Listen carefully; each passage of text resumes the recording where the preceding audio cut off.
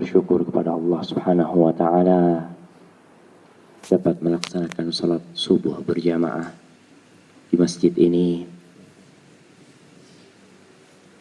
Dan alhamdulillah kita juga berterima kasih kepada pengurus masjid yang memberikan kesempatan kepada kita untuk menambah keimanan dan ilmu kita. Rasul sallallahu alaihi wasallam, beliau tidak pernah diperintahkan oleh Allah untuk meminta tambahan kecuali dalam satu hal. Kalau kita minta tambahan rezeki, mungkin sudah punya rumah, minta tambahan rumah, sudah punya satu toko, doanya kepingin tokonya tambah. Rasul sallallahu alaihi wasallam diperintahkan untuk minta satu tambahan. Dan satu tambahan itu adalah al-ilmu, adalah ilmu. Allah mengatakan waqul rabbi zidni ilman. Katakan Muhammad, wahai Rabbku, tambahkan kepada aku ilmu.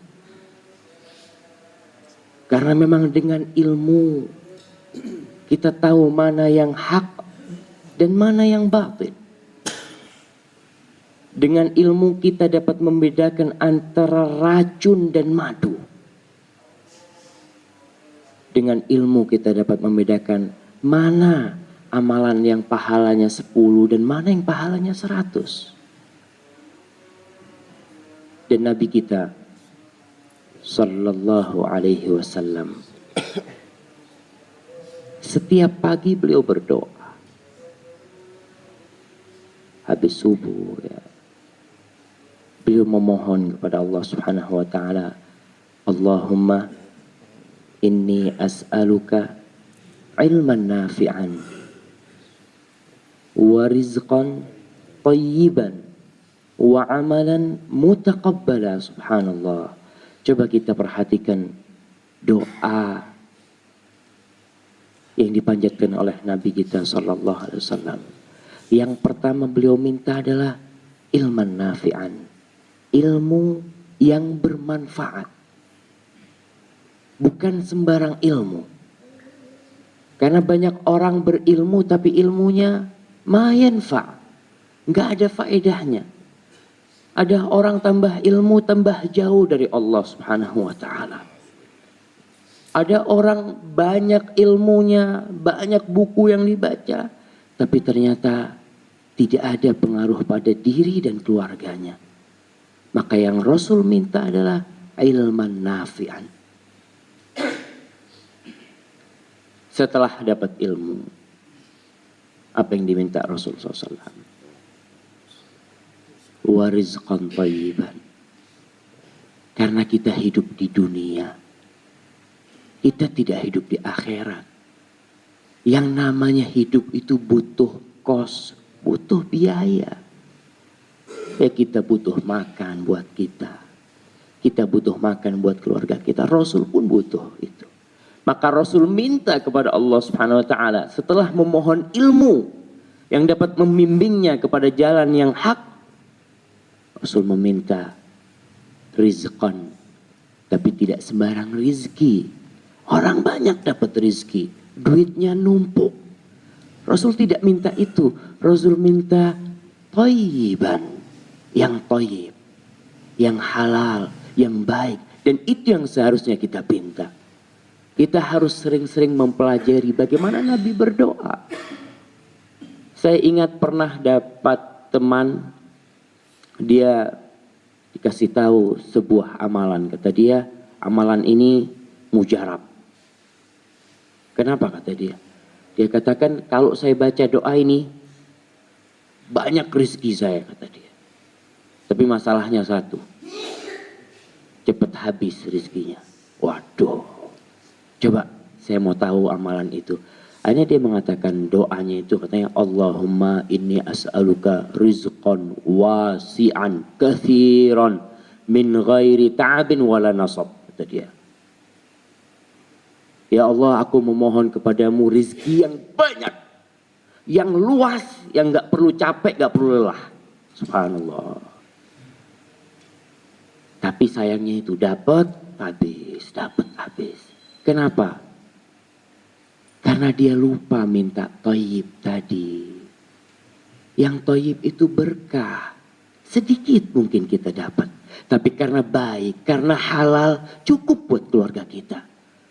Maka kita kalau memohon, ingat, kita lihat gimana Rasulullah SAW mohon. Thayyiban yang Rasul minta. Bukan hanya sekedar rezeki.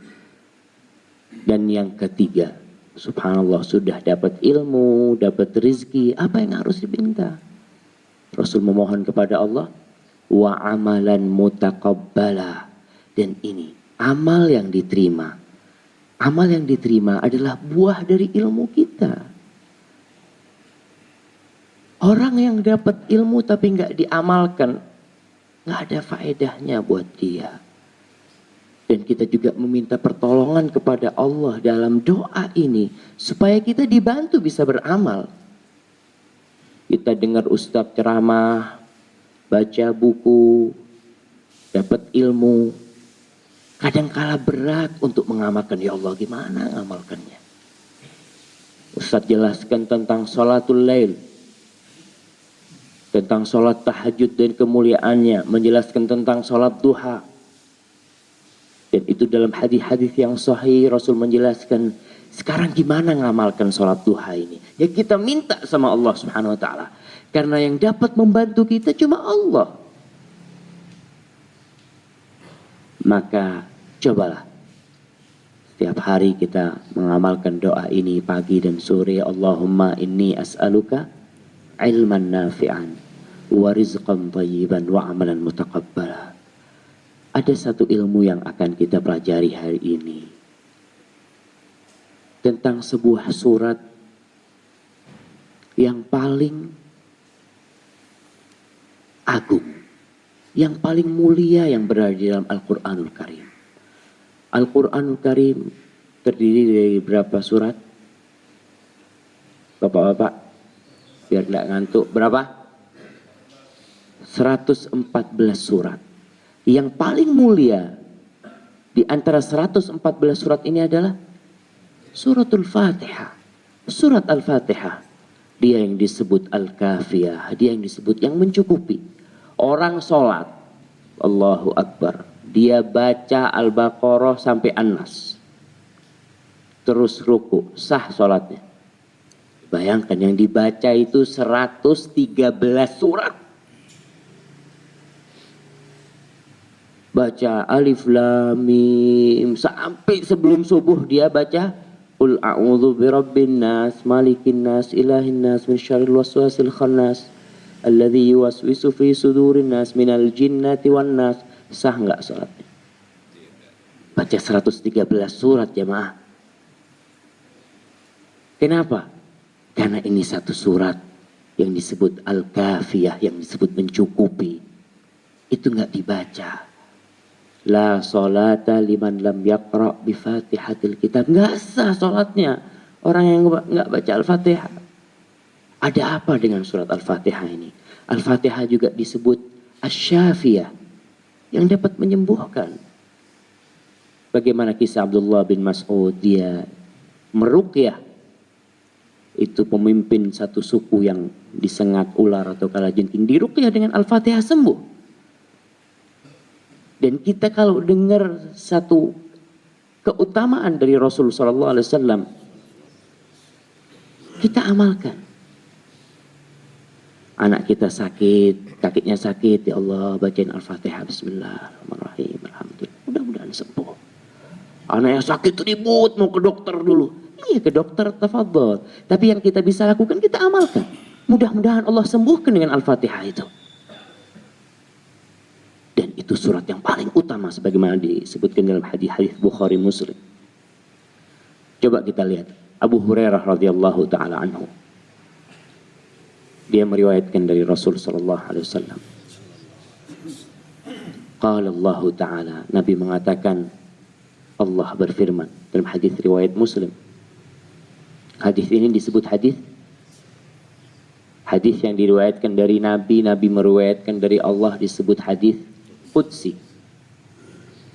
Qala Allah Ta'ala, Allah berfirman, kata Rasul, qasamtu salata baini wa bainal abdi aw baina abdi nisfain. Kata Allah, aku bagi salat ini antara aku dan hambaku dua bagian. Yang maksudnya salat ini adalah surat Al-Fatihah itu. Fa idza qala 'abdi alhamdulillahi rabbil alamin. Apabila hambaku mengatakan alhamdulillahi rabbil alamin, maka Allah berkata, hamidani 'abdi. Hambaku memujiku, kata Allah. Iya. Wa idza qala Ar-Rahmanir Rahim.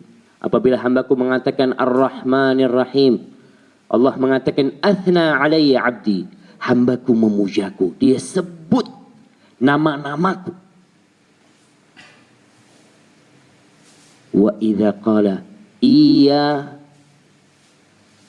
apa? Iyyaka na'bud Maliki yaumiddin. Ya, biar ngantuk lah. Ini ngantuk semuanya ini. Wa idza qala Maliki yaumiddin, apabila hambaku mengatakan Maliki yaumiddin, pemiliknya hari pembalasan, rajanya hari pembalasan, Allah mengatakan majjadani abdi. Hambaku mengagungkanku. Dia memuji, memuja dan mengagungkanku. Wa idza qala iyyaka na'budu wa iyyaka nasta'in. Hadza baini wa baina 'abdi wa li 'abdi ma sa'al. Ini antara aku dengan hambaku. Di sini bagiannya. 3 ayat pertama itu adalah untuk Allah Subhanahu wa taala, yang isinya pujian, pujaan dan pengagungan Allah Subhanahu wa taala. Dan setelah itu permohonan hamba. Hamba mengatakan iyyaka na'bud wa iyyaka nasta'in. Hadza baini wa baina 'abdi. Ini separuhnya punya hambaku, separuhnya punya aku. Kepadamu kita beribadah. Ingat, setiap sholat kita itu berdialog dengan Allah. Kita mengatakan iyyaka na'bud ya Allah. Kepadamu ya Allah. Bukan kepada yang lainnya kami beribadah. Wa iyyaka nasta'in. Dan separuhnya iyyaka nasta'in, kami mohon ampunan hanya kepadamu. Kepadamu kami hanya memohon pertolongan dan bantuan. Kemudian ihdinas siratal mustaqim. Ini yang milik kita.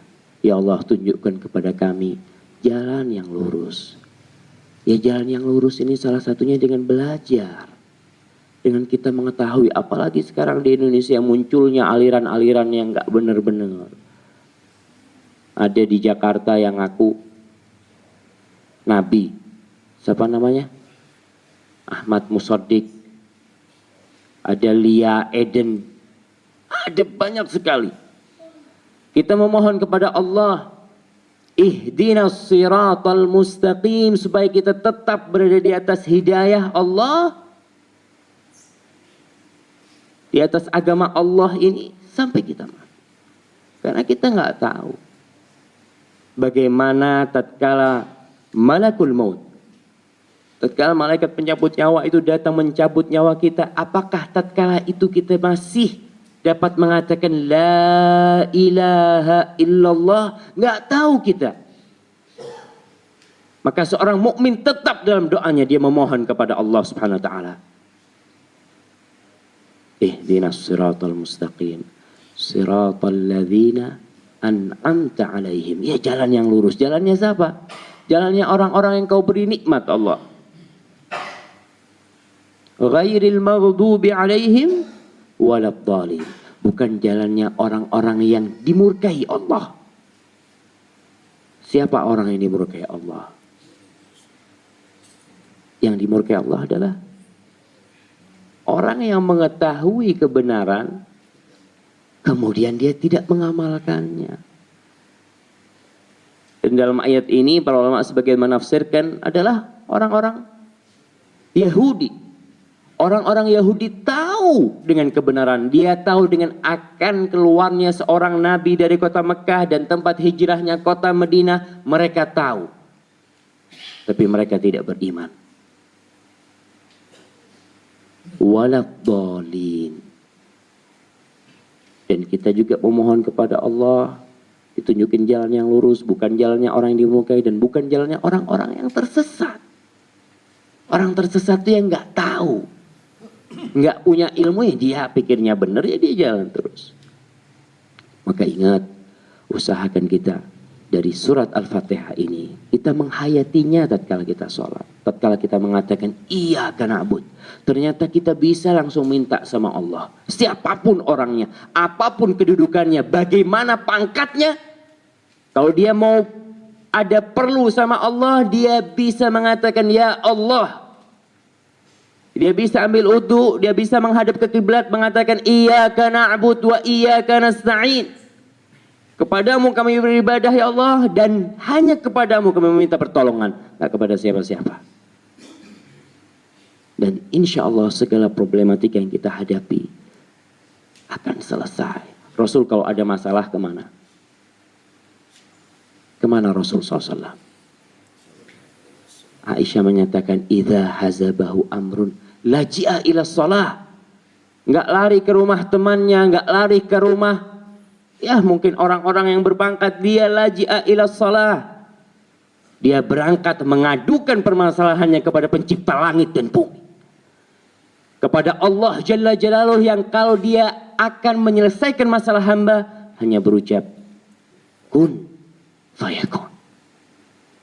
Maka seharusnya tatkala problematika menghadang jalan kita, di keluarga kita, di kerjaan kita, laji'a ila shalah, salat. Adukan sama Allah apa yang akan kita adukan.